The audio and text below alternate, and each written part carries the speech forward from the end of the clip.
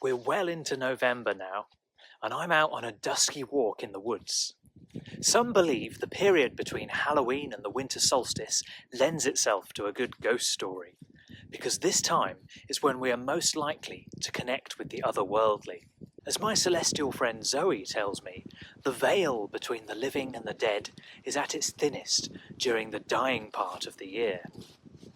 I find still, clear nights a magical time to be outside, and in the company of tawny owls, by the silvery light of the moon, it's a very special place to be. Sometimes the cries of deer or foxes can be jarring, but glimpses of silhouetted birds like woodcock are enchanting. I've never been scared, and I believe I've experienced echoes of the past, not here in the Fens, but in nearby North Norfolk, and I'd like to share a couple of stories with you. I once lived in a former lifeboat house on Blakeney Point, the remote nature reserve where I used to work. My bedroom was directly above the open space where the lifeboat had been housed a century before. One night, almost a decade ago now, I was woken in the early hours by noises coming from below. There was quite a commotion, lots of feet on the wooden floor, deep voices and groaning as a heavy weight was dragged, ropes creaking, and children crying, being comforted by adults. In my mind, I could see vividly that this was a lifeboat rescue I was experiencing, as if an event from many years before was replaying. The drama and emotion transferred to me so clearly. I really felt like I was there. It was truly incredible. Last year, I met a gentleman who had stayed out on Blakeney Point in the 1970s while undertaking a research project. Returning to the old lifeboat house at the end of a long day, night having fallen, he smelt the strong scent of tobacco in the air and felt someone grab his arm. Startled, when he turned to see who it was, there was nobody there. The same thing, he was later told, had happened to others. It was the ghost of Professor Francis Oliver, a pioneering ecologist who smoked a pipe. The respected professor conducted many studies here in the early 20th century, helping to make the point a nature reserve. He's a conservation hero and a bit of a legend, really.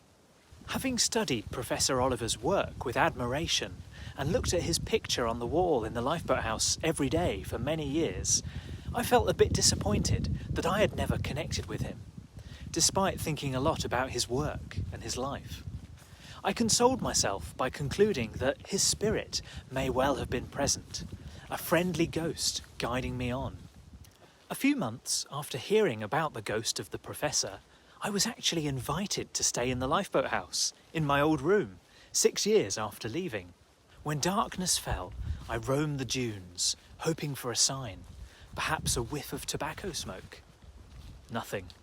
However, in the early hours of the morning, I was awoken by a sound coming from beneath the bedroom floor, just like I had been several years before. It was a voice, a man's voice, calling my name. Ajay.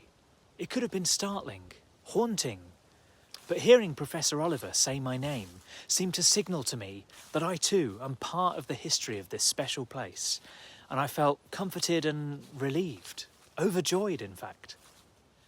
I think the search for closure and peace can lead us to want to connect with the other side. By the nature of my work, I am a scientist, someone who searches for meaning, logic, rational explanations. But at the same time, I've always loved a good ghost story and always felt there is more to life. I absolutely love the Doctor Who episode Blink. I've always been fascinated by the concept that time isn't necessarily linear, that those who went before us may still be present in some form. In fact, a couple of Novembers ago, I stayed in the Swan Hotel in Stafford, opposite the Bear Inn, where my great-great-grandfather was the landlord back in the 1920s. In the early hours, once again, the witching hour, I found myself wide awake, despite normally having very little trouble sleeping through the night, and I felt drawn outside. Walking in his footsteps along Church Lane, I paused a moment and looked up to suddenly see lots of metal curios glowing right in front of me. The door of charms. And it felt like a sign. Right in the centre of this beautiful magical display was a sun with a face that seemed to be looking right at me. Back in my room after my midnight walk, I scribbled some words into my notebook, thoughts that just popped into my head before going back to sleep. Next morning, I read what I had written. Are we strangers? Are we sailors? Charting a course, walked by countless before us, ancestors and forebears, passing street lamps, turning corners, finding our way, moving forwards, looking backwards, feeling the force. After wandering, after sleeping, another day. There's something about telling stories in the dark. That sort of emptiness, that space, allows your mind to fill in the gaps. Imagination to run wild sometimes, perhaps. It can be unsettling, it can be scary for some. But right now, I'm not far from home, but there's nobody else around. At least I don't think there's anybody else around. It's very calm, it's very quiet. There's just the sound of rustling leaves in the breeze, some light spots of rain. And to be honest, it's just really calming, really comfortable. I feel happy, I feel relaxed. I feel somehow at home in the night.